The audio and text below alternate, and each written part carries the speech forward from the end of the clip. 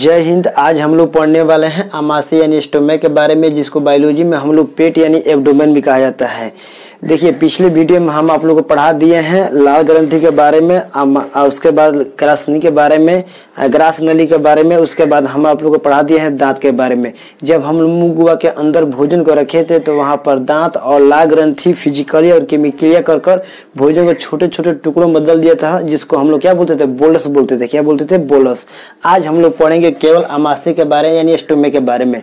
देखिए, आमाशय क्या होता है? एक थैलीनुमा संरचना होता है, थैलीनुमा आकृति होती है जिसका आकार लगभग जे के समान दिखाई देता है। किसकी तरह दिखाई देता है? जे के समान। आमाशय में जैसे भोजन आता है तो भोजन को क घंटा रोक रखता है? वो 4 घंटा रोक रखता है। कौन? आमाशय। उसके बाद देखिए, ये 3 भागों में बटा होता है। आमाशय को भाग बटा होता है 3 भागों में, जिसमें पहला हमारा है कार्डियक, जिसमें पहला हमारा कौन है? कार्डियक। उसके बाद हमारा है फंडिक और तीसरा हमारा है पाइलोरिक, जिसमें हम सबसे देखिए यहाँ पर एक इमेज बना है। इसमें देखिए, जो आमाशय का पहला भाग होता है इसको कार्डियक बोलते हैं, बीच वाला जो भाग होता है इसको फंडिक, और सबसे जो लास्ट में अंतिम वाला भाग होता है उसको हम लोग पाइलोरिक कहते हैं। देखिए, कार्डियक किसको बोलते हैं? तो देखिए, हृदय क्या होता है? ये आमाशय का सबसे पहला भाग होता है। हृदय के जो पास रहने के कारण इसको क्या बोलते हैं? कार्डियक बोलते हैं। यह आमाशय का ऊपरी वाला भाग होता है।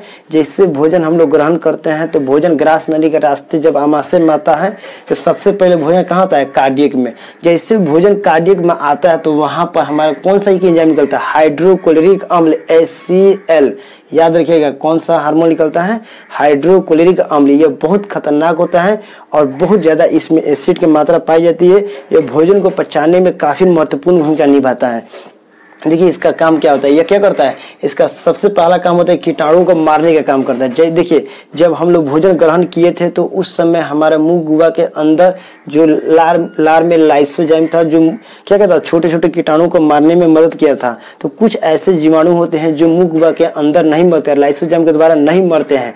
उनको अगर वो बच जाते हैं तो बच जाने के बाद कहाँ आते हैं? हमारे आमाशय के अंदर। आमाशय में कौन बैठा हुआ है? हाइड्रोक्लोरिक। कहता है आओ बाबू आओ, तुमको सरियाते हैं। जैसे मुंह गुहा से बचकर जो कीटाणु आता है कहाँ? आमाशय में, तो उसको कौन मारता है? हाइड्रोक्लोरिक अम्ल। तो याद रखिए, कीटाणु को मारने में कौन मदद करता है? हाइड्रोक्लोरिक अम्ल, हाइड्रोक्लोरिक अम्ल। उसके बाद ये भोजन क्या करता है? अम्लीय बना देता है। क्या बनाता है? अम्लीय। आप लोग कभी कभी देखिए, खाना वाना खा लेते हैं तो कभी कभी किसी को उल्टी होने लगता है, बुकोर देता है। बुकोरना मतलब उल्टी कर देना, वोमिटिंग। जब आप लोग उल्टी कर देते हैं तो उस समय क्या होता है? हम लोग का जब उल्टी करते हैं नट्टी उल्टी गाला वाला सब जलने लगता है, नाक वो सब जलने लगता है। क्यों जलने लगता है? यही हाइड्रोक्लोरिक अम्ल के कारण। बहुत खतरनाक होता है। इसका pH मान कितना होता है? 2 होता है। कितना होता है? लगभग 2 होता है।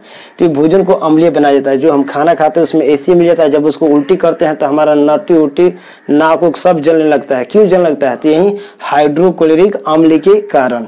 इसके बाद ये क्या करता है? भोजन को तोड़ने में मदद करता है।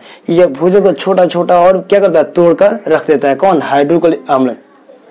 कभी कभी किसी को ज्यादा हाइड्रोक्लोरिक अम्ल पेट में बना रहता है। क्यों बनता है? तो वह ज्यादा से ज्यादा कोई अधिक मात्रा में खाना रखता है, या कभी कभी क्या होता है कि उसको टाइम टेबल सही से नहीं रहता, खाने का टाइम टेबल सही से नहीं रहता है, तो हाइड्रोक्लोरिक अम्ल ज्यादा निकलने लगता है, जिसके कारण उसके पेट में क्या होता है? गैस बनना चालू होता है, यानी एसिडिटी की मात्रा ज्यादा बन जाता है। तो उसको ठीक करने के लिए क्या करता है? देखिए, अब एसिड बढ़ेगा तो किसकी जरूरत होती है? क्षार की आवश्यकता है। तो उसमें हम लोग का एक क्षार का यूज करते हैं जिसका नाम है milk of magnesia, milk of magnesia. इसको इनो बोला जाता है। जब इसका यूज कीजिएगा तो अम्ल और क्षार मिलकर क्या मिलेगा? Neutral and.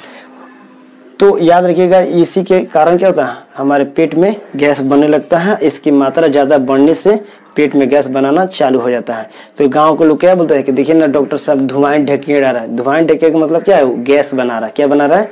गैस बना रहा है। इसका मात्रा अधिक निकलने से ही गैस बनता है। कभी कभी क्या होता है कि हमारे आमाशय में इसी के कारण ज्यादा निकलने से क्या होता है? इसमें इसकी दीवारों पर थोड़ा थोड़ा क्या होती है? छेद होने लगता है, घाव बन रहता है, जिसको अल्सर बोलते हैं। अगर अल्सर हो जाता है तो बहुत खतरनाक हो जाता है। उसका तुरंत इलाज करवाना जरूरी होता है। उसके बाद हमारा है दूसरा, आमाशय का दूसरा भाग कौन होता है? हमारा फंडिक। इसको फुंडिक भी बोला जाता है। यह क्या करता है? बीच वाला भाग होता है। आमाशय के बीच वाला भाग क्या होता है? हमारा फुंडिक। देखिए, इसमें एक कांटेदार संरचना पाई जाती है जिसको क्या बोलते हैं? रूजी। रूजी क्या करता है? यह कांटेदार यानी एक कांटेदार संरचना होती है। यह भोजन क्या करता है? रोक कर रखता है कि बउआ यहीं पर रोक, और रोक कर क्या करता है? उसको पचाने में मदद करने लगता है। तो भोजन को यहाँ पर रोक कर क्या करता है? पचाने का काम करता है। वो वहाँ पचाने वाला काम क्या था? प्रक्रिया चालू हो जाता है।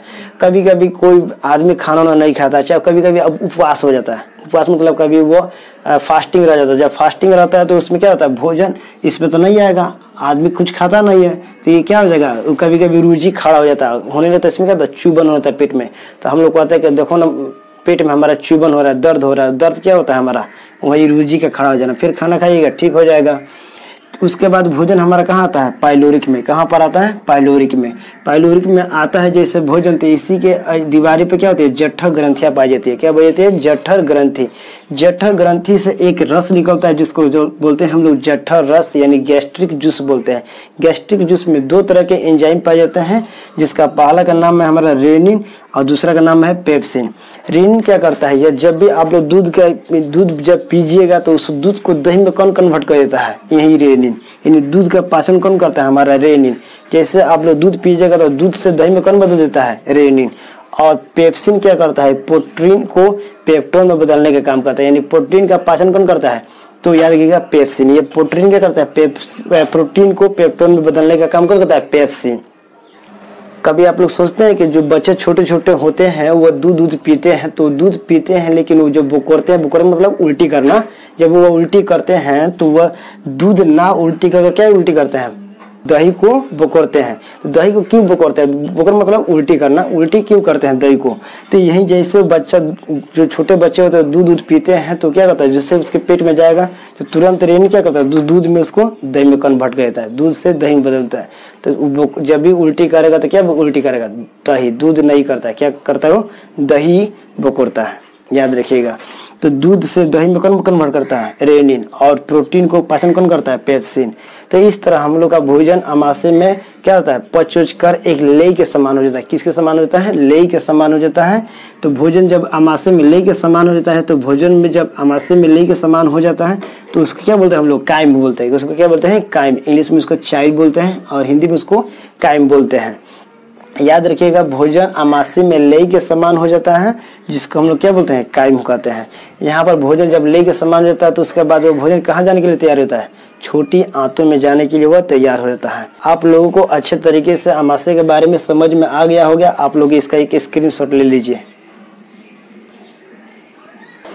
अगर आप लोगों को किसी भी सब्जेक्ट में कोई प्रॉब्लम हो, फिजिक्स हो या केमिस्ट्री हो या बायोलॉजी हो या मैथ हो, इसमें किसी भी चैप्टर में आप लोगों को दिक्कत होगा, फिजिक्स का हो या केमिस्ट्री हो, बायोलॉजी हो या मैथ हो, तो आप लोग कमेंट करके बताइएगा सर मुझे इस चैप्टर में दिक्कत है, तो मैं उस चैप्टर को अच्छे तरीके से पढ़ाऊंगा और अच्छे जितना हो सकता है उतना अच्छा से पढ़ाऊंगा और वहीं पढ़ाऊंगा जो आप लोगों के एग्जाम में आने वाला है। उम्मीद रखिएगा, विश्वास रखिए कि हम आप लोगों के लिए बहुत अच्छे से अच्छे चीज़ों के बारे में बताने वाले हैं जो आप लोगों के एग्जाम में आने वाला है। आप लोग इस वीडियो को अधिक से अधिक शेयर कीजिए और हमारे चैनल पर नए हैं तो सब्सक्राइब जरूर कीजिएगा, लाइक भी कीजिएगा और जितना हो सकता है अपने दोस्तों में इसको शेयर कीजिए। मैं आपको विश्वास दिलाता हूँ, आप जिस चैप्टर का कमेंट में लिखिएगा उस चैप्टर को अच्छे तरीके से और बेहतर से बेहतर तरीके से वीडियो बनाकर आपको प्रोवाइड करूँगा। सब्सक्राइब कर लीजिएगा ताकि जो भी वीडियो अपलोड करूँगा आप लोगों का नोटिफिकेशन मिल जाएगा, तो आप लोग जाकर अच्छे से तैयार कीजिए। अगर आप लोग को नोट्स चाहिए तो आप लोगों को जल्दी हम नोट्स भी प्रोवाइड करेंगे, फिजिक्स का हो या मैथ का हो या केमिस्ट्री हो या बायोलॉजी हो, साइंस और मैथ दोनों में आप लोग जिस सब्जेक्ट का नोट्स चाहिएगा तो हम एक टेलीग्राम बना रहे हैं, उस पर हम सारे के सारे नोट्स को प्रोवाइड करेंगे बिल्कुल फ्री, 1 रुपया नहीं लगेगा, फ्री कॉस्ट। उसको आप लोग याद कर लीजिएगा, उसमें सब्जेक्टिव मिलेगा, ऑब्जेक्टिव मिलेगा, लॉन्ग मिलेगा। इतना बेहतरीन अच्छा नोट्स हम आप लोगों को प्रोवाइड करेंगे, तो ऐसा आप लोगों को लगेगा बिल्कुल आसान भाषा में उसमें लिखा हुआ है। मिलते हैं अगले वीडियो में, तब तक के लिए जय हिंद।